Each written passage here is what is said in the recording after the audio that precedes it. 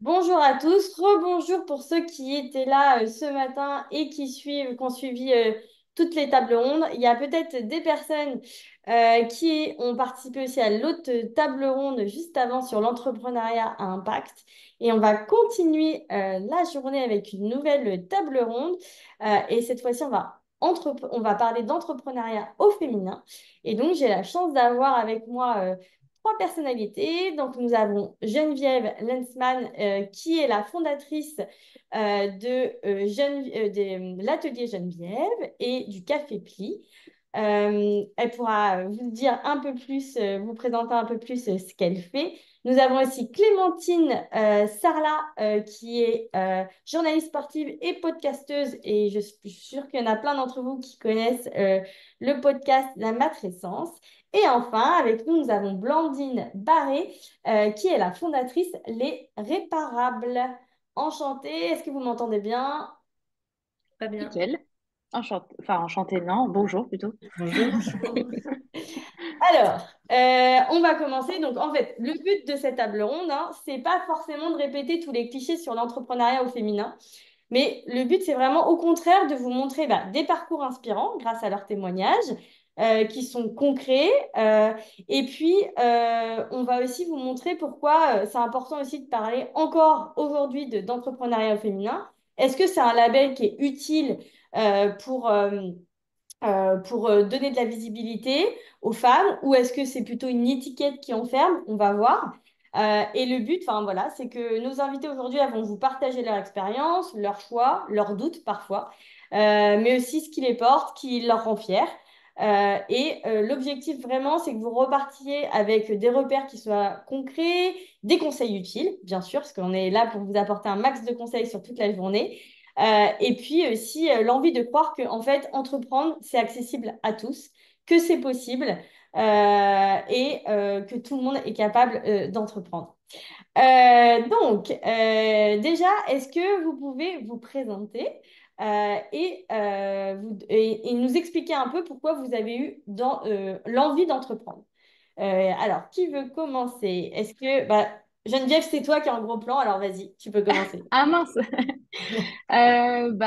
Donc moi je m'appelle Geneviève, du coup je suis la fondatrice des Céramiques Café Geneviève. Ce sont des ateliers et coffee shop à Paris. Donc c'est des lieux hybrides où on peut boire un verre et aussi faire de la céramique. Donc on a 4 lieux à Paris. On ouvre un cinquième à Versailles en banlieue parisienne. Et je suis aussi la fondatrice du Café Pli, donc c'est un café à lettres, donc c'est aussi un coffee shop, mais où on peut écrire des cartes et choisir la date d'envoi dans le futur, dans 1 an, 5 ans, 20 ans. Et voilà. Et la deuxième question, c'était quoi? Pourquoi j'ai eu envie d'entreprendre? Ouais. Mais là, tu me lances sur un sujet, mais pour faire rapide, parce que j'ai eu l'idée. Et du coup, où je me suis dit, ah bah, si ça n'existe pas, il n'y en a pas, donc je me lance. Très bien résumé. Clémentine, est-ce que tu peux te présenter, nous en dire un peu plus sur ton parcours? Ouais, bonjour à toutes et à tous peut-être. Je m'appelle Ouais, Clémentine j'espère qu'il y a des Sarala. hommes. Il y a peut-être des hommes. Moi, je suis la fondatrice du podcast La Matrescence. À la base, j'ai un master de journalisme et une licence d'histoire, donc j'ai pas du tout le parcours classique pour pouvoir entreprendre en tout cas. J'ai pas du tout étudié ça. J'ai été journaliste à la télé dans le sport pendant 10 ans quasiment, sur les très gros événements, France Télévisions. Et puis en 2018, j'ai eu une petite fille, une première petite fille, parce que j'en ai trois. Et ça a été un peu le clash entre ma vie pro, perso et mes valeurs. Et donc j'ai démissionné, aussi parce que j'ai vécu des discriminations à mon retour de congé maternité. Et en gros, l'aventure de l'entrepreneuriat plutôt est venue à moi par nécessité, puisque je ne me voyais pas retourner dans le salariat au vu des conditions dans lesquelles j'avais travaillé, qui pour moi n'étaient pas du tout adaptées à qui j'étais. Je pense que j'ai toujours eu cette fibre un peu en moi quand même d'entreprendre et je me suis dit, bah, on va commencer par la micro-entreprise. Et j'ai rajouté des enfants entre et je suis pas du coup devenue chef d'entreprise en 2021. Et aujourd'hui, mon podcast emploie 3 personnes et on essaye de, voilà, de grandir. Et puis c'est un nouveau métier aussi, donc j'ai tout fait en même temps qui était un peu nouveau. Voilà, si je résume. Merci Clémentine. Blandine? Bien, bonjour à tous. Moi, je suis donc Blandine Barré. J'ai fondé Les Réparables en 2020, qui est une entreprise spécialisée dans la réparation textile.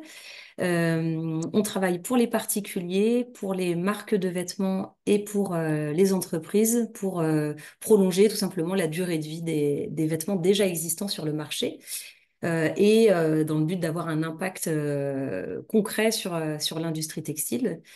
J'ai démarré toute seule donc en 2020. Aujourd'hui, nous sommes 12. Donc mon rôle a bien évolué depuis 5 ans.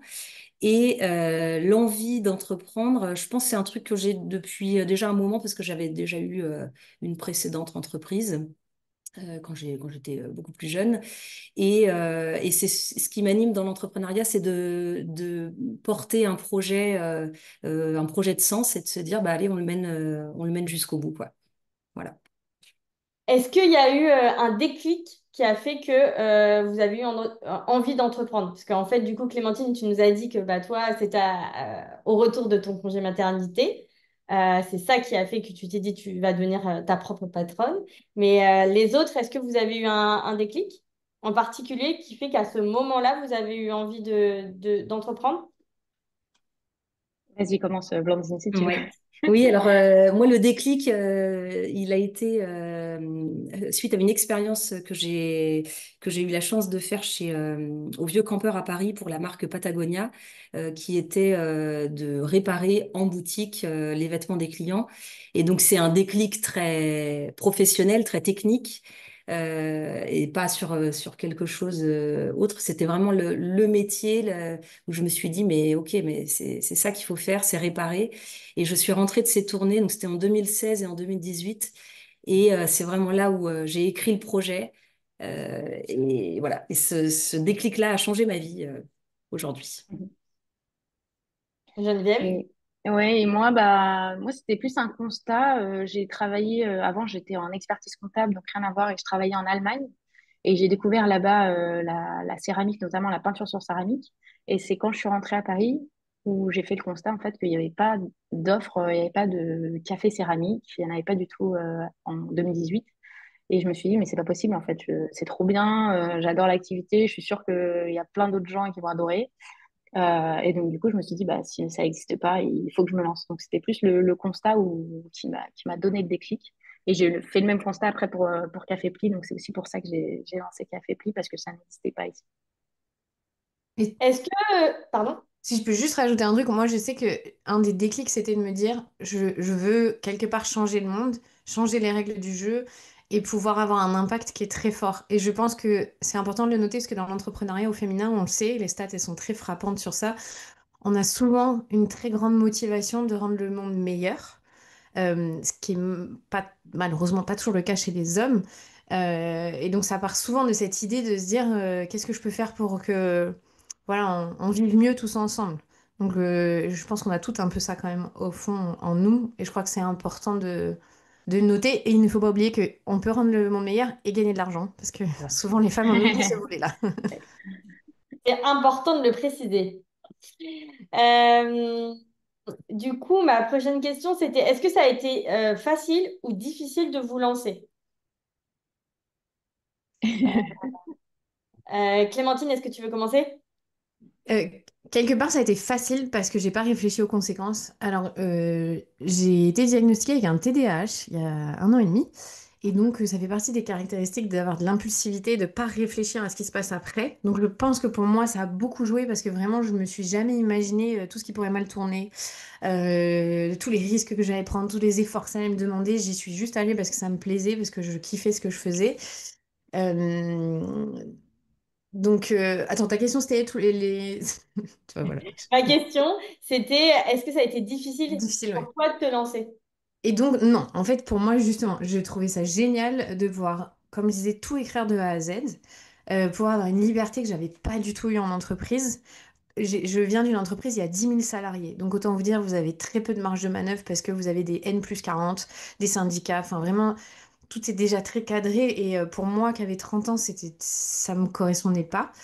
Et donc j'ai trouvé que c'était génial l'opportunité que offrait l'entrepreneuriat et je pense que si on le voit de cette manière-là, ben on va plus prendre le risque de manière positive en fait et moins voir les contraintes.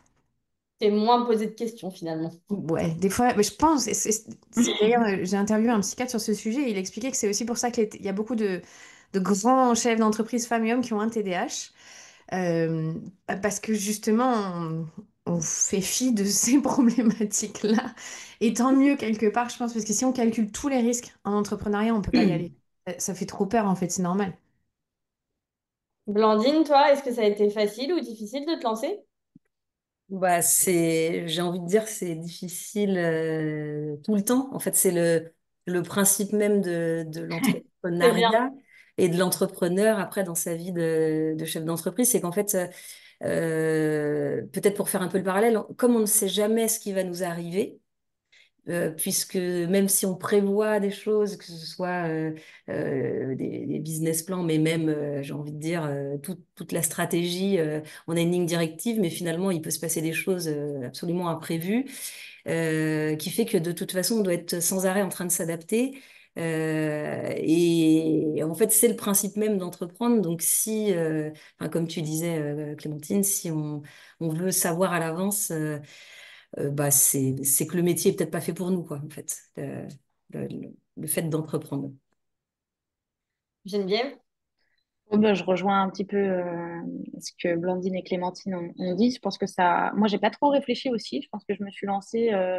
T'es un peu pris dans l'excitation du truc et j'avais envie de aussi. J'étais tellement sûre que ce concept allait marcher que j'avais envie d'y aller, même s'il y a eu des gens qui m'ont dit non, je comprends pas, ça marchera, etc. J'avais envie de prouver, mais de prouver aussi à moi-même que je pouvais le faire. Et c'est aussi sympa de pouvoir aller à son rythme.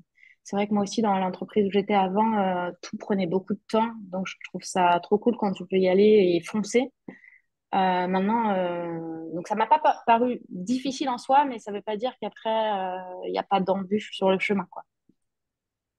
Est-ce que le fait d'être une femme a eu un impact sur votre parcours entrepreneurial? Grande question. Je te Clémentine, laisse. tu veux commencer? Ben, moi, c'est lié au fait d'être une femme, parce que c'est lié au fait d'être une mère. Ouais. Donc, clairement, on le sait dans l'entrepreneuriat au féminin, en tout cas, la vraie bascule est comme dans le salariat d'ailleurs. C'est le moment de devenir mère, c'est là où les inégalités se creusent, c'est là où il y a vraiment des grandes problématiques. Euh, donc, moi, c'est totalement euh, lié à ma question de genre. Ça a eu deux impacts pour moi. Ça m'a donné une énorme force et une envie de le faire. Et de toute façon, je ne me voyais pas être dans le salariat et pouvoir gérer mes enfants comme j'avais envie, c'est-à-dire d'être présente. J'ai gardé deux, sur mes trois filles, j'en ai gardé deux, un an à la maison et en même temps, je travaillais. Alors, je recommande pas parce que c'est dur, mais j'étais au moins alignée avec le fait de ne pas avoir à faire de choix que j'ai eu dû faire quand j'étais salariée. Euh, et après, est-ce que ça a été dur? C'est dur sur, peut-être sur les questions financières, simplement parce qu'on n'est pas éduqué financièrement de manière générale, mais les femmes encore plus. On a des freins qu'on se met nous-mêmes, mais c'est l'environnement dans lequel on baigne. Après, je travaille dans un milieu qui est très féminin, donc plutôt bienveillant. Je sais pas, pas dans mon activité elle-même, on va dire. Peut-être, mais on en avait déjà parlé l'année dernière. C'est clair que avec les comptables, ça a été compliqué de leur expliquer ce que je faisais, de leur montrer que je fais du chiffre d'affaires, que je suis très rentable, que je gagne bien ma vie. Et ils prenaient pas trop ça au sérieux, ils m'ont pas du tout aiguillée comme il fallait. Et moi ma problématique, elle est plus sur, j'ai pas été orientée du tout comme il fallait dans le fait d'avoir des enfants, de devoir m'arrêter, de devoir protéger mon patrimoine, protéger mes arrières dans la transmission, voilà, dans le suivi de mon entreprise. Et c'est que quand j'ai eu une avocate spécialisée dans l'entrepreneuriat au féminin, que tout ça s'est éclairé et où je me suis sentie écoutée et où j'ai pris les bonnes décisions pour moi. Avant ça, j'étais vraiment dans un flou monstrueux et où les mecs, ils étaient à la ramasse sur ces sujets-là. Donc moi, je dirais que c'est plus sur ça, sur la mauvaise gestion qui a fait que bah, j'ai perdu de l'argent parce que j'ai payé trop d'impôts sur des choses où ils auraient dû me faire faire des optimisations que je suis sûre ils font faire à leurs clients hommes qui ont un autre profil que le mien. Donc ça, je sais que maintenant, je ferai très attention. Blandine, Elle est difficile, cette question. est-ce que tu penses que le fait d'être une femme, ça a changé quelque chose dans ton parcours? Je ne sais pas si c'est lié à ça ou si c'est lié en fait à la personnalité. C'est ça que je trouve toujours difficile et moi c'est pour ça que j'étais contente de participer à cette table ronde, c'est que j'ai toujours peur de rentrer dans ce cliché de bah oui mais parce qu'on est une femme du coup c'est plus dur. Et je me suis beaucoup interrogée sur ça. Est-ce qu'en fait ça vient de moi en tant qu'individu ou est-ce que c'est vraiment mon genre qui fait ça? Je ne sais pas. Ce que je peux dire, c'est qu'il y a eu, quand j'ai démarré, j'ai eu des petites anecdotes de gens qui arrivent à l'atelier et puis qui me tendent la main. Bonjour, est-ce que je peux voir le directeur? Voilà. Donc, bon, ça, c'est assez marrant. Pas sur le moment, évidemment. Et peut-être, oui, le sentiment de devoir se justifier un peu plus. Euh, mais encore une fois, je reste très prudente. Est-ce que c'est lié à ça ou pas? Je ne sais pas. Mais en tout cas, il y a un truc qui est sûr, c'est que si c'est ça, finalement, je trouve que c'est génial parce que ça nous fait redoubler d'efforts, mais du coup, on devient aussi un peu plus aguerri et puis on prend de la force justement avec ça parce qu'on doit plus donner. Alors c'est peut-être injuste au départ, mais au final, si c'est pour faire qu'on soit meilleur, bah pourquoi pas. Geneviève, est-ce que pour toi, ça a changé quelque chose?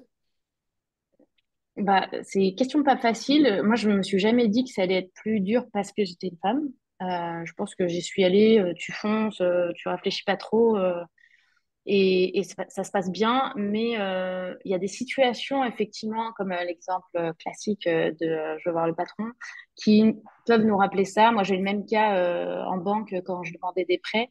En Mm. fait, à chaque fois, bah, un peu comme toi, Clémentine, les gars, enfin, c'était toujours des banquiers hommes et ils comprenaient jamais mon activité et en quoi ça pouvait marcher. Je pense que si j'avais eu une femme à ce moment-là, elle aurait peut-être ça lui aurait peut-être plus parlé parce que j'ai une clientèle quand même plutôt féminine et j'ai regretté qu'il n'y ait pas plus de femmes à ce poste-là, peut-être un poste à responsabilité dans les banques. Je pense que là, ça m'aurait peut-être allégé la situation. Mais sinon, je pense que ça se passe bien. Et il peut y avoir aussi des avantages d'être une femme, puisque aujourd'hui, bah, typiquement les banques, mais d'autres bah, structures font appel aux femmes parce qu'ils ont besoin de représenter des Mm. femmes entrepreneurs, d'être un peu dans les quotas positifs. Donc, bon, il faut prendre aussi les côtés positifs quand ça arrive. Euh, Je peux juste rajouter quelque chose par rapport au fait de ça, c'est que nous, on a un vrai sujet dans l'entrepreneuriat au féminin. C'est le monde de l'entrepreneuriat, il a été conçu par des hommes pour des hommes. Donc, c'est pour ça que je disais que moi, quand j'ai rencontré une avocate qui était spécialisée là-dedans, elle m'a vraiment aiguillée parce que ça a un gros impact. Quel est votre régime matrimonial? Est-ce que vous avez des enfants? Quelle transmission après? Qui a le droit à quoi? Parce qu'en fait, quand on crée une société, c'est un héritage pour plus tard à transmettre. C'est protéger notre retraite, qui, on le sait, est toujours plus précaire que celle des hommes. Donc, ça a quand même vraiment, c'est quand même genré l'entrepreneuriat dans le sens où les règles du jeu ne sont pas édictées pour nous. Donc, si on ne le sait pas en avance, qu'on n'anticipe pas, qu'on n'est pas entouré des bonnes personnes, qu'on n'a pas mis de côté de telle ou telle manière, peut-être qu'on ne le voit pas tout de suite. Mais je pense que quand on sera à la retraite, ça sera un vrai problème et on le sait aujourd'hui, la micro-entreprise, c'est une bombe à retardement pour les femmes, puisque c'est majoritairement des femmes qui prennent le statut de micro-entrepreneur. Donc il y a quand même pour moi des aspects très genrés dans les questions financières en fait. C'est pas tellement dans l'entrepreneuriat, nos idées, nos capacités. Nos capacités, on sait, elles sont là, enfin, il n'y a pas de souci là-dessus. C'est le système, comment il est structuré, dont il faut avoir conscience. Et je pense que ça, c'est très important. Mm.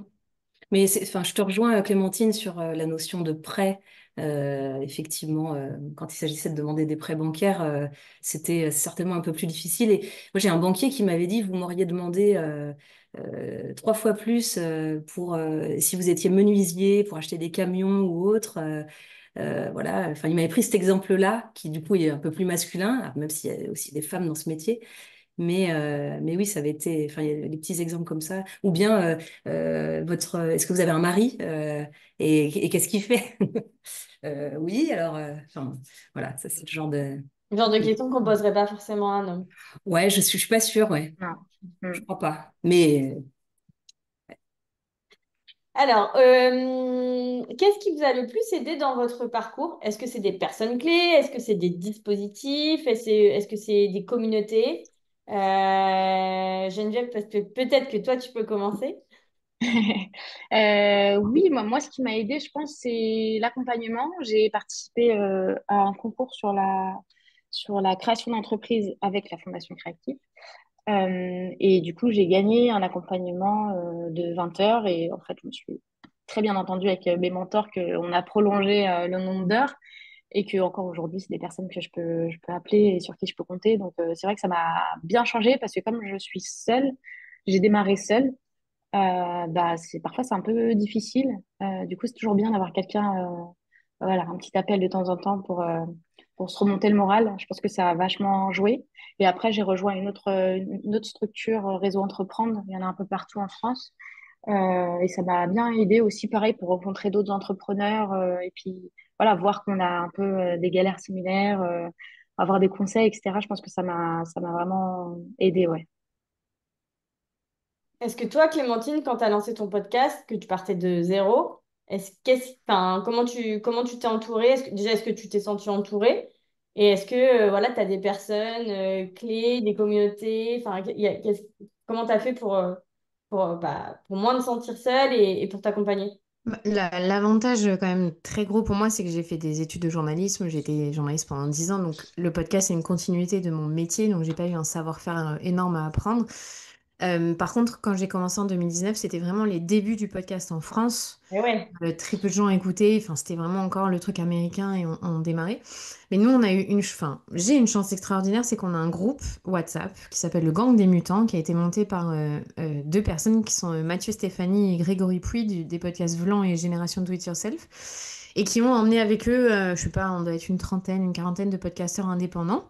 Parce que c'est différent de ceux qui sont en radio ou qui, voilà, qui rebalancent des podcasts. Nous, on crée tout de A à Z. Et en fait, on s'est mis d'accord tous ensemble en 2019 sur quel était le montant qu'on vendait en termes de publicité, de marketing. Parce que nous, on est sponsorisé par des marques et c'est comme ça qu'on vit. Bon, après, on a toutes et tous des choses à côté pour pouvoir maîtriser un peu plus notre chiffre d'affaires. Et donc, on a tous donné une fourchette de prix, ce qui fait on a donné des standards dans notre industrie, dans notre milieu, et on ne s'est pas tiré dans les pattes, on a tiré notre industrie vers le haut. Et ça a été mais fondamental. Parce que Mathieu, par exemple, m'a envoyé son kit média, combien je dois voilà, demander aux marques quand elles veulent venir me voir, qu'est-ce que je dois dire. Moi, je connais, enfin, pour celles et ceux qui connaissent, j'ai fait vraiment les études d'histoire et de journalisme, on ne voit jamais de chiffres. On ne sait pas ce que ça veut dire le marketing, je ne savais pas ce que c'était un business plan, je ne savais même pas ce que ça voulait dire. J'en ai jamais fait en fait. Et donc, c'est comme ça, grâce à ce groupe, quand même, que j'ai commencé à me débrouiller. Et après, ça m'a vraiment intéressée. Et donc, j'ai regardé des vidéos YouTube, j'ai essayé de me renseigner à droite à gauche, j'ai acheté des livres. Le podcast est très inspiré des États-Unis, puisque ça vient de là. C'est eux qui donnent le ton. Et là, par contre, moi, je dévore tous les contenus que je peux américains pour m'aider, en fait, dans mon chemin entrepreneurial. Euh, et ça m'a vraiment énormément aidé. Faut pas se mentir, aujourd'hui, on a accès à du contenu gratuit aussi, peut-être basique, mais quand même qui donne un peu de choses à faire assez facilement. Mais je regrette de ne pas avoir suivi une formation un peu plus poussée à un moment à un moment donné. Parce que j'ai fait des erreurs. Bon, on apprend de ses erreurs, c'est sûr, mais ça m'aurait fait gagner du temps. Et après, la dernière chose que j'ai faite, c'est que j'ai pris un coach d'entrepreneur. Et lui, il m'a fait faire une bascule. Ça m'a coûté quand même de l'argent, mais derrière, ça m'a quand même vraiment amené des résultats très probants. Et comme tu disais, Geneviève, des fois, on se sent seul. Et c'est vrai que d'avoir quelqu'un qui est un peu au-dessus de nous et qui voit les choses différemment, c'est important, je trouve.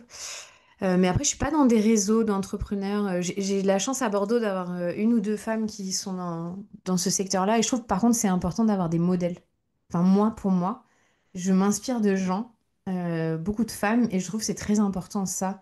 Moi, en tant que femme, je sais que je joue ce rôle de le faire sur les réseaux sociaux parce que moi, ça m'a aidé. Donc ça fait partie des choses que je fais. Voilà. Merci pour toutes tes explications. Blandine, Eh est-ce que bien, tu peux rebondir?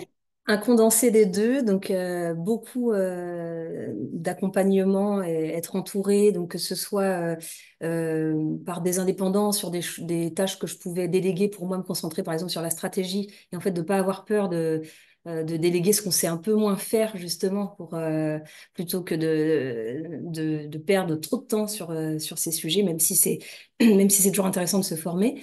Et après, un accompagnement qui a été essentiel pour moi, c'est mon parrain d'entreprise, donc un petit peu comme pour Geneviève, et donc qui m'a aidé, on va dire, dans ma posture de dirigeant, qui m'a aidé sur des ouais, dans ma réflexion sur ma stratégie, etc. Donc, pour moi, ça a été essentiel. Et effectivement, les jours où ça va pas, c'est toujours agréable de pouvoir appeler en disant au secours, j'arrive plus à rien, j'arrive plus à réfléchir. En fait, c'est ça. Ce que je trouvais super, c'est qu'il arrivait à me challenger pour que je trouve moi-même les réponses. Et donc, évidemment, c'est le but d'un parrain ou d'un coach, sûrement. Donc voilà. Et après, des réseaux. Je fais partie de pas mal de réseaux qui sont tous un peu différents, mais j'essaye voilà, d'aller voir tout ce qui se passe un peu partout pour me nourrir. Et puis j'ai écouté énormément de podcasts et lu des bouquins aussi, mais vraiment les podcasts, un peu à toutes les sauces dans le train, beaucoup. Et franchement, les podcasts, c'est la vie quand même. Ah, Clémentine, elle va pas dire le contraire. Aujourd'hui, avec un peu de recul, de quoi êtes-vous la plus fière dans votre parcours? Qui veut commencer? Ouais, je vais bien commencer. Euh, Allez. Moi, vraiment, pour connaître aujourd'hui les chiffres, après, ça fait partie de mon travail, mais je suis très fière d'avoir réussi à mener ma vie pro et ma vie perso en même temps, parce qu'avoir 3 enfants en France, je voudrais juste rappeler les chiffres, c'est 70% des femmes qui ont 3 enfants sont soit ne travaillent pas en dehors du foyer, soit sont à temps partiel, jusqu'aux 3 ans du dernier enfant. Ma dernière vient d'avoir 3 ans. Et je sais que j'ai réussi à faire des choses que je pensais pas être capable parce que la fatigue que ça demande, enfin, c'est très très difficile d'entreprendre dans des conditions comme ça. Je pense que la chose dont je suis le plus fière aujourd'hui, c'est que bah, j'ai 3 salariés et que j'ai réinventé des règles du jeu qui correspondent à ce que sont mes valeurs. Donc on travaille pas le vendredi, on termine à 17h. Si on doit s'arrêter parce qu'il y a des problèmes, enfin, en fait, tout ce que j'ai pas pu avoir moi en tant que salarié. Je peux le proposer à mes salariés, que je considère même pas comme des salariés, mais des gens avec qui je travaille, qui font grandir ma boîte. Et là, j'ai une de mes salariées qui est enceinte. Et donc, c'est un vrai défi pour moi parce que je sais pas ce qu'il faut faire en tant que chef d'entreprise, mais je veux qu'elle ait les meilleures conditions possibles, tout ce que je n'ai pas eu. Même si ça va me coûter de l'argent, c'est pas grave. Je suis trop fière de contribuer à ça parce que elle m'a dit au bout de 5 jours qu'elle était enceinte. Moi, j'ai tellement flippé de le dire à mes chefs que ça me fait plaisir de voir on peut être chef d'entreprise et bien se comporter avec les futurs parents, parce que ce serait un homme, ce serait pareil. Donc ça, je crois que c'est une de mes plus grandes fiertés, parce que c'est quand même ce pourquoi je me bats dans mon podcast au final, c'est que on, on considère un petit peu mieux les parents dans la société. Voilà.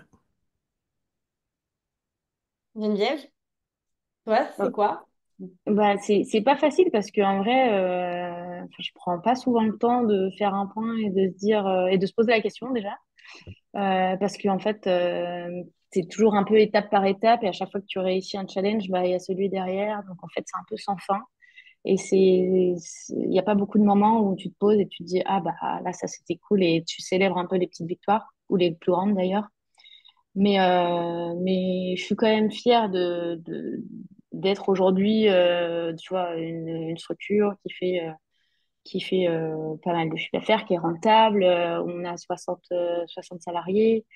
Donc, je suis fière d'avoir des équipes sympas, qui bossent bien, qui sont contents d'aller bosser, où on essaye aussi de faire évoluer un peu les conditions. Donc, on est dans la restauration, donc c'est pas un milieu qui est facile en termes de conditions de travail. Mais voilà, petit à petit, j'ai fait quand même des petits efforts pour améliorer ça.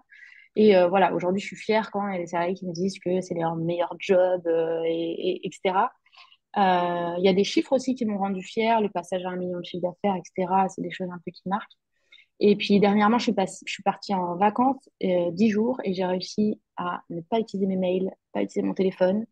Ouais. Et là vraiment, pour le coup, c'était un moment où tu peux faire le point parce que de toute façon, j'avais pas Internet, etc. J'étais en Namibie, donc vraiment sans réseau. Et là où je me suis dit, oh là là, mais c'est un truc de fou quand même. Et là, ouais, j'étais fière de moi de me dire, mais c'est fou parce que j'ai une équipe sur qui je peux compter, où tout se passe bien. Et ouais, là, ça m'a fait quelque chose. Je me suis dit, j'ai franchi un cap. C'est la première fois en combien de temps? Ouais, faut pas le dire. Ouais, c'était en 2018 le démarrage, mais bon, il y a eu quand même des petites étapes, tu vois, même s'il y a parfois un peu des mails, etc., c'est quand même de moins en moins. Donc, et puis il y a des périodes aussi où c'est plus réalisable que d'autres. Tu vois, il y a des années plus difficiles, il y a des JO, il y a des Covid, etc. Voilà, des ouvertures. Donc c'est normal que tu puisses pas le faire tout le temps, mais quand ça arrive, c'est quand même, faut quand même s'en rendre compte. C'est bien. Blandine, toi, c'est quoi ta plus grande Euh, fierté? alors déjà le projet en global, parce que je trouve que quand j'ai démarré, c'était pas évident comme business model, puisque on a un métier où on vend de la minute. Donc, c'est la réalité de notre métier. Donc, forcément, on a aussi des marges qui sont plus difficiles, etc. Donc, déjà, le fait qu'on ait un modèle rentable, qui fonctionne, ça, c'est déjà une très grande richesse. Et puis, je crois que on va dire, les deux choses qui m'importent, c'est le numéro un, c'est vraiment mon équipe, parce que ça, c'est une grande. J'ai beaucoup de reconnaissance dans le travail que l'équipe fait au quotidien et la détermination et le fait qu'elle se batte en fait tous les jours pour ce projet, parce que c'est vraiment un projet commun avec une gouvernance aussi plutôt partagée. Donc ça, c'est quelque chose qui m'intéresse beaucoup. Et surtout, le fait que ce soit aussi réalisé sans levée de fonds. Et encore une fois, je rappelle qu'en 2019-2020, c'était un peu, enfin voilà, il y en avait partout et il fallait d'ailleurs, c'était pas très bien vu de ne pas en faire puisque c'était un peu, oui, bah tu vas démarrer avec un tout petit peu. Et donc effectivement, mais malgré tout, c'est de montrer que le modèle peut être pérenne, rentable, grandir hein, surtout. Et puis, puisqu'on a quand même fait plus 700% depuis le démarrage, donc c'est pas de rien. Et voilà, et sans avoir été chercher de levée extérieure. Donc j'espère que ça va durer. Qu'est-ce que vous diriez à toutes les femmes là qui nous regardent et qui souhaitent entreprendre? Parce que là, on a plein, parmi nous, on a plein de gens qui hésitent encore à se lancer, qui sont au tout début de l'idée, voilà, qui aimeraient sauter le pas mais qui sont pas sûrs. Ce serait quoi? Qu'est-ce que vous avez envie de leur dire et ce serait quoi vos conseils? Sachant que là, il y a beaucoup de femmes, je pense, de connecter. Moi, je veux bien dire un truc, ça m'avait marqué au début quand j'ai commencé à réfléchir à l'entrepreneuriat, que je partais de zéro, que j'ai lu énormément de choses. C'est qu'un, il faut se former et continuer de se former. Moi, oui, ça fait 6 ans, mais je continue tout le temps. C'est ma motivation d'apprendre des nouvelles choses. C'est très important parce que je pense que c'est la problématique des entrepreneurs qui échouent, femmes ou hommes, c'est qu'ils sont restés dans une posture où tout va bien, donc j'ai plus rien à faire. C'est faux.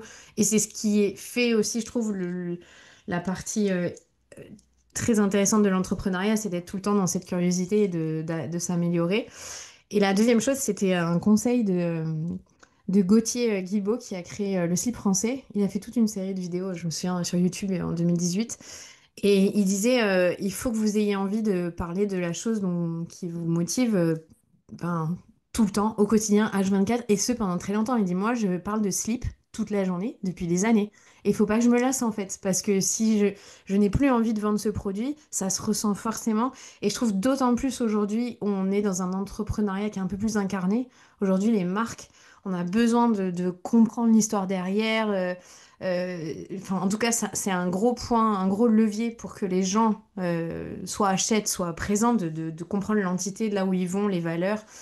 Ben, si on n'a plus, enfin, notre produit ou ce qu'on fait ne nous fait plus rêver, il y a une répercussion derrière, ça se sent. Moi, on m'a déjà demandé, mais t'as encore des choses à dire? Je dis, mais moi, j'ai 1000 questions à la minute sur les sujets que je traite. Enfin, franchement, j'aurais jamais assez enfin, pas d'une vie, mais je veux dire, c'est pas tout de suite que je vais me dire, ah, c'est bon, j'ai fait le tour de la question. C'est sûr que non. Et en réfléchissant comme ça, c'est que je sais que je suis sur la bonne voie en fait. Le jour où je me dis, j'ai pas envie là, ça me saoule, j'ai rien, bah je sais que je suis plus alignée avec mon projet. Je pense que c'est vraiment les deux choses, de continuer de se former et de se dire, est-ce que vraiment je crois en ce que je fais? Mm. Je me permets, je rebondis sur ce que tu dis, c'est non seulement y croire, et je trouve que si en plus c'est une passion, c'est encore plus facile puisque, enfin, moi, c'est vraiment le cas dans mon projet, c'est que c'est déjà mon métier de base. Donc, ça veut dire que, bah, voilà, techniquement, c'est déjà aussi plus facile. Et du coup, je suis passionnée par la réparation. C'est vraiment un truc qui m'anime au quotidien. Donc, j'ai toujours envie d'en parler, etc. Et de le partager.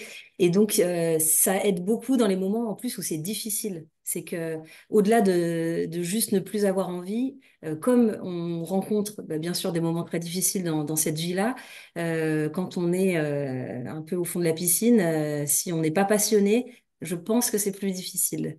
Donc, je te rejoins complètement, Clémentine. Geneviève, si toi, tu avais un conseil.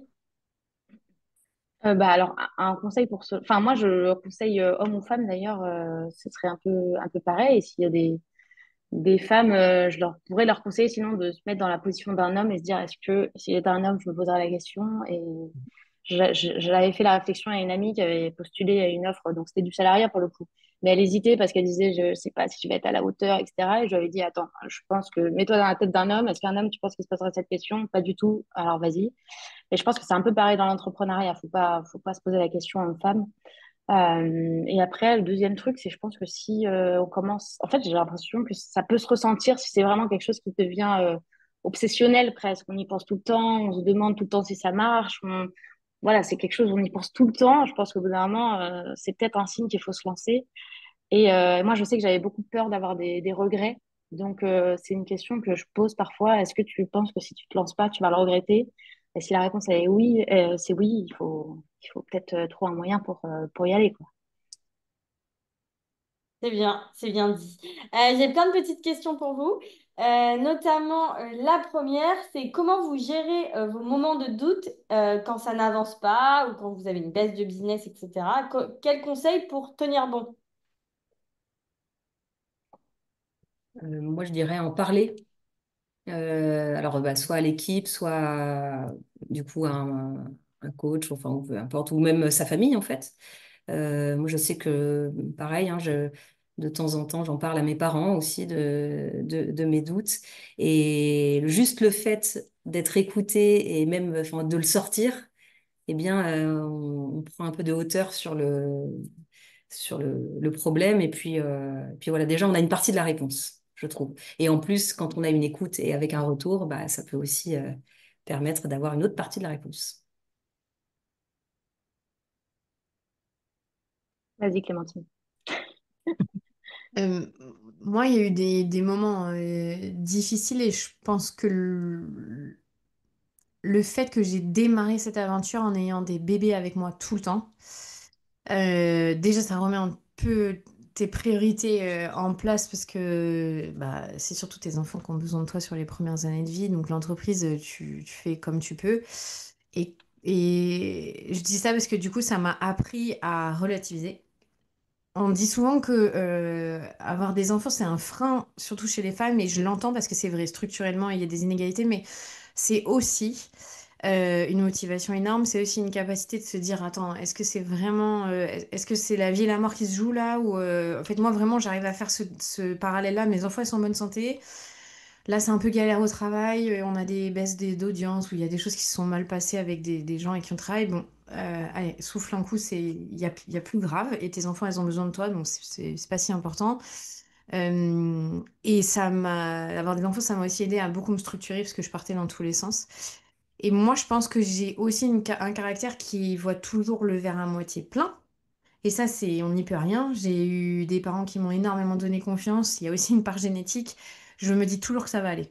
Je me dis toujours, ok, là, ça s'est pas bien passé, il n'y a pas ça, c'est qu'il y a mieux qui m'arrive. Vraiment, je m'accroche à ce mantra de je fais de la place pour autre chose, c'est quelque chose de bien va arriver. Parce que sinon, on peut aller dans une spirale très, très négative et du coup, prendre aussi les mauvaises décisions en étant drivé par la peur. Donc ça, c'est quelque chose que tout le temps je me rappelle. Et il y a d'autres choses que je fais, contrairement à toi, Geneviève, moi, c'est que je coupe beaucoup. C'est que quand ça va pas, après moi, ça repose beaucoup sur qui je suis. Moi, c'est aussi différent de vos entreprises, mais c'est que des fois, je pense que j'arrive à la limite de ce que je peux donner et j'en ai conscience parce que voilà, j'ai eu beaucoup de... Physiquement, c'est très dur de faire des enfants aussi. Donc en fait, l'été, je peux couper 6 semaines et je désinstalle toutes les applications et j'ai un mail qui dit bah je suis pas disponible et on sait dans notre calendrier qu'on a des mois très faibles qui sont juillet-août plus ou moins, comme un peu à la télé, hein. Enfin, c'est des saisons de rediff où il se passe pas grand-chose. Et je les prends ces saisons-là et je m'arrête. Et il y a d'autres saisons où ça va être beaucoup plus intense et c'est pas grave. Et en fait, à chaque fois que j'ai fait ça, de m'arrêter vraiment, en me disant tout va bien aller, ça va bien se passer, bah, derrière, c'était beaucoup mieux. Et en fait, derrière, les problématiques que j'avais, elles se sont dissipées et j'ai eu des choses plus positives. Et je crois que parfois, quand on a trop le nez dedans, ce que tu disais, Blandine, il faut dire aux autres, on n'est plus capable de prendre les bonnes décisions et on a très peur de s'arrêter. Et je crois que on doit réapprendre à s'arrêter en tant qu'entrepreneur. Je sais que c'est dur parce que justement, on pourrait nourrir ce projet H24, mais en fait, on n'est pas que entrepreneur, aussi des êtres humains. Et si on oublie cette partie-là, c'est pour moi là où ça commence à créer des problèmes en fait. Voilà. Et toi, Geneviève, comment t'as fait en cas de... Enfin, comment t'as eu sûrement des doutes à des moments, etc. Comment t'as fait? Ouais, bah moi encore aujourd'hui hein, plein de doutes, plein de peurs à chaque fois qu'il y en a moins de résa parce qu'il fait trop chaud, parce qu'il fait trop froid, parce que je sais quoi. Je me dis ça y est, c'est fini, les gens vont plus revenir. Donc il y a toujours un peu de peur, mais en fait tu es toujours boosté par une autre bonne nouvelle. Tu vas voir, bah, je sais pas, parfois il suffit de peu, un avis Google, un mail, un partenariat, un nouvel event, et tu dis ah bon bah c'est bon, etc. Donc, bon, c'est l'ascenseur émotionnel, mais au final, tu as toujours de quoi te raccrocher, tu as toujours des bonnes choses. Après, faut les voir, apprendre à les voir. Mais voilà, même il y a des difficultés, mais après, tu as toujours une petite bonne nouvelle derrière. Super, merci. J'ai une autre petite question pour vous. Comment vous arrivez à jongler votre vie familiale et votre activité d'entrepreneur? Est-ce que vous avez des conseils? Euh, bah alors, moi, je peux commencer, mais du coup, parce que je sais que Clémentine notamment, Blandine, je te connais un peu moins, mais vous serez de meilleurs conseils de moi, que moi, pardon, parce que moi, c'est un peu du non-stop en continu. J'ai beaucoup de mal à couper. Donc, mon équilibre est pas forcément. Enfin, je le conseillerais pas forcément. Après, je pense que ça dépend beaucoup des secteurs d'activité. Je pense que quand tu as une boutique physique, ça peut être aussi plus compliqué d'avoir un rythme raisonnable. Enfin, après, je dis ça, ça me fait peut-être une bonne excuse, mais voilà, c'est vrai que moi, j'ai travaillé en continu pendant bien les 3, 4 premières années. Aujourd'hui, j'arrive un peu à retrouver des week-ends. Mais c'est pas une partie qui est facile pour moi aussi parce que, bah, comme vous disiez, quand on est passionné, on a du mal à s'arrêter. Mais je rejoins complètement, par contre, l'idée que, il faut faire des pauses et qu'en fait, on revient avec beaucoup plus d'énergie, beaucoup plus d'idées quand on arrive à couper. Donc voilà, faut juste parfois être patient pour que ça arrive. Et ouais, au début, c'est vrai il faut, il faut savoir dans quoi, enfin, on sait jamais dans quoi on se lance, mais être prêt quand même à travailler parfois beaucoup, en tous les cas dans mon secteur qui est des boutiques physiques ou de la restauration. Blandine? Bah moi, je vais pas donner de bons conseils non plus. Ah, bon bah voilà. Clémentine, on comptera sur toi. Je suis désolée, ouais, donc de Clémentine, ouais. Non, mais moi, c'est pareil. Je passe ma vie au travail, mais parce que j'aime ça. Donc c'est ça aussi, c'est que j'ai pas l'impression d'aller travailler. Et c'est vraiment, je le vois comme un projet global. Donc les week-ends sont, voilà, pas vraiment des week-ends. Mais alors parfois c'est un peu pénible, mais souvent c'est vraiment un choix. Et alors je n'ai pas d'enfant, donc forcément je pense que c'est aussi évidemment beaucoup plus facile. Et mon conjoint est entrepreneur. Donc, on va dire le travail fait vraiment partie de notre quotidien et finalement c'est notre équilibre aussi. Donc, moi je dis aussi que mon boulot c'est mon bébé, même si certains disent qu'il faut pas comparer, Mais moi, je ressens un peu ça, quoi. C'est vraiment ce projet-là et c'est enfin, je pense que c'est le projet de ma vie et en tout cas, donc j'y mets toute l'énergie qu'il faut et pendant que je peux, en fait. Pendant que j'ai l'énergie, pendant que je suis en vie, voilà, je donne tout. Puis on verra après. Ça marche. Bon, Clémentine, tu auras peut-être un autre avis, toi. Du coup. Non, mais en vrai, j'aurais été comme ça avant d'avoir des enfants. Je suis honnête, c'est les enfants, ils t'obligent, enfin en tout cas chez nous les femmes, ça serait bien que les hommes aussi prennent cette voie-là pour qu'on rééquilibre un peu les choses. Ça t'oblige à prioriser. Je pourrais pas travailler le week-end, je pourrais pas travailler tous les soirs. Enfin, il y a un moment, faut accepter en fait. Même si je sais qu'il y a des entrepreneurs qui travaillent énormément, mais ça veut dire qu'ils délèguent l'éducation de leurs enfants à d'autres personnes et c'est un choix qui est tout à fait valide, mais qui n'était pas mon choix à moi. Moi, j'ai créé ma vie entrepreneuriale pour qu'elle serve ma vie familiale. Vraiment, je l'ai fait avec cette intention-là. Parce que j'avais déjà des enfants et surtout parce que j'en ai eu trois en 4 ans et demi et que bah en fait il y a un moment il n'y a pas le choix. Et après, moi, j'ai aussi eu une vie pendant 10 ans où je travaillais tous les week-ends, allez, peut-être 45 week-ends par an, j'avais pas de vie sociale, j'étais tout le temps en déplacement, à droite, à gauche, je vivais pas chez moi. Et en fait, le jour où j'ai créé ma famille et j'ai pu goûter à cette vie sociale, j'ai pas voulu la lâcher. Ça m'a trop manqué dans ma vingtaine d'avoir énormément de travaillé et de pas avoir profité de la vie que j'avais en dehors pour ne plus le faire aujourd'hui. Et alors, c'est encore plus dur avec trois enfants, effectivement. C'est pas comme, je passe pas non plus un temps fou avec mes amis, mais je veux dire, le travail ne peut plus me définir à 100% parce que, mine de rien, mon expérience de salarié qui s'est mal passée et j'étais quand même, voilà, j'étais à la télé, j'ai connu, entre guillemets, je veux dire, les gens me définissaient par ça. Euh, Ça m'a très vite aussi appris que je ne voulais plus être définie que par ça. Donc, ma vie perso, elle est aussi importante, voire parfois plus que ma vie pro. Et je le redis, je sais que moi aussi, j'ai tout construit pour que ça serve ma vie perso. Geneviève et Blandine, elles sont pas du tout dans la même dynamique. Et vous avez raison, vous n'avez pas les mêmes contraintes que moi. Et vous avez une énergie que je n'ai pas, déjà, clairement. Et je me dis aussi que moi, je sais que c'est une phase, j'ai 37 ans. Quand j'aurai la quarantaine, je sais que ma dernière, elle aura 6 7 ans. Déjà, je serai dans une autre ère de ma parentalité. Et je suis OK avec ça. Et je suis OK de me dire que ça se trouve, je vais travailler beaucoup plus tard et ça ira pour moi et je serai contente. Mais je pense que si on n'accepte pas, quand on a des enfants en tout cas, hein, qu'on doit ralentir à un moment, c'est là où les problèmes arrivent. Et sauf qu'on n'est pas dans une société qui nous dit ça, et encore plus pour nous les femmes, où on nous demande d'être au top et d'être pareil. Il y a un moment, c'est juste, c'est pas possible. Et c'est pour ça qu'il y a beaucoup de burn-out, c'est pour ça qu'il y a beaucoup de changements de carrière pour les femmes au moment d'avoir des enfants.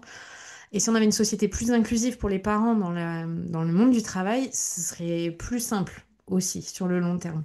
C'est pour ça que moi je dis que c'était une de mes fiertés, c'est que je veux pouvoir offrir ça à mes salariés, aux gens qui bossent avec moi, euh, d'avoir ce sentiment de ok, on n'est pas dans le rush parce que c'est dur d'être parent, faut le dire. Et comment, Donc du coup, voilà. tu as fait pour gérer ta boîte et un congé maternité? Parce que on a eu la question plusieurs fois. Il y a des gens qui ont découvert qu'on avait le droit à accès au congé maternité quand on était Enfin, en chef d'entreprise, bah, je vous invite à écouter l'épisode qui est sorti aujourd'hui sur mon podcast parce que je parle exactement de ça. Mais j'ai eu trois grossesses et une salariée, une micro-entreprise, une chef d'entreprise. En tant que chef d'entreprise, j'ai le droit à 6 mois de congé mat. Alors, la vraie problématique, c'est que c'est Voilà. plafonné. Et c'est plafonné à un salaire qui n'était pas le mien, si je suis tout à fait honnête. Et donc, en fait, c'est là où pour moi c'est le problème, c'est que je t'assure que si c'était les congés maternité, paternité des hommes chefs d'entreprise, ils ne seraient pas plafonnés à ce chiffre-là. Ils seraient plafonnés beaucoup plus haut. Ce qui veut dire que les femmes chefs d'entreprise, elles ont droit à une indemnité, mais elles vont perdre du salaire. Et la différence, c'est que moi, je peux faire du chiffre d'affaires passif. Il y a plein de gens qui ne pourraient pas. Donc, j'avais aussi une situation qui fait que c'était faisable pour moi. Et j'avais pas de salarié à ce moment-là, donc je ne gérais que moi. Mais j'ai pris 6 mois, parce que trois enfants en 4 ans et demi, je sais que je serais allée droit au mur si j'avais pas pris les 6 mois. Donc on peut, hein, en tant que chef d'entreprise, ça s'anticipe vraiment, et je l'avais beaucoup anticipé aussi. Donc c'est faisable, et on a droit à des aides, mais ça sera pas au montant du chiffre d'affaires que vous potentiellement perdrez, et c'est là la problématique. Donc c'est pour ça que je dis que l'entrepreneuriat, quand on devient parent, c'est là où il y a des choses qui se jouent quand même. Merci d'avoir complété, parce qu'il y a eu plusieurs mamans ou futures mamans qui se posaient la question. Euh, On arrive à la fin de cette table ronde. En tout cas, merci beaucoup pour vos parcours hyper inspirants et qui sont aussi très différents les unes des autres. Et c'est aussi pour ça qu'on a fait appel à vous. Voilà, donc je vais pouvoir vous libérer. Je vous remercie encore.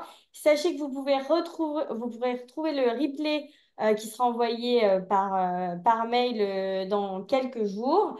Si ça vous a intéressé, sachez que chez Créatif, on accompagne un maximum de femmes. Il y a d'ailleurs plus de femmes, hein, et c'est important de le dire, c'est que chez Créatif, on a une majorité de nos clients qui sont des femmes. Pourquoi? Parce que les femmes, elles ont plus tendance à vouloir se former que les hommes quand elles se lancent dans la création d'entreprise. Donc forcément, chez nous, on a plus de femmes. Voilà. Et puis, il y a Salima qui vous a remis le lien pour prendre rendez-vous avec nos conseillers entrepreneuriat si vous avez envie un peu de faire le point, de réaliser un diagnostic sur votre projet de création d'entreprise et aussi comment on peut vous aider, comment vous pouvez vous faire accompagner par Créatif. Dans tous les cas, l'idée c'est de se faire accompagner, que ce soit par Créatif ou pas par Créatif d'ailleurs, mais vous avez bien compris que c'est quand même important d'être entouré et pas de se lancer seul. Ça, c'est un sujet qu'on va répéter dans plein de conférences. Et vous pouvez aussi retrouver le lien dans l'onglet ressources sur Zoom. Voilà, qu'est-ce que je voulais vous dire? C'est qu'on se retrouve à 14 heures pour une conférence sur la comptabilité. Et là, ça va être moins fun peut-être, hein. Bon, c'est quand même le nerf de la guerre, c'est comme les statuts juridiques, c'est une étape qui est essentielle. Et là, on va essayer vraiment, le but, c'est que de rendre ça accessible pour tout le monde. Donc, même si vous ne pigez rien à la comptabilité, normalement, après la fin de la conférence, vous avez au moins les bases. Voilà, on va aussi parler de business plan cet après-midi, de réseaux sociaux, d'email marketing, de sites internet, en tout cas de communication. Et aussi, bien sûr, de tout ce qui est IA, parce qu'aujourd'hui, c'est un peu la grande nouveauté, en tout cas, depuis 1, 2 ans et encore plus en ce moment. Donc, bien sûr qu'on va vous donner des pistes sur comment gagner en productivité grâce à l'IA quand vous êtes entrepreneur. Merci beaucoup Clémentine, merci Geneviève, merci Blandine et je vous dis à très vite. Merci. Merci. Au revoir. Au Au revoir. revoir.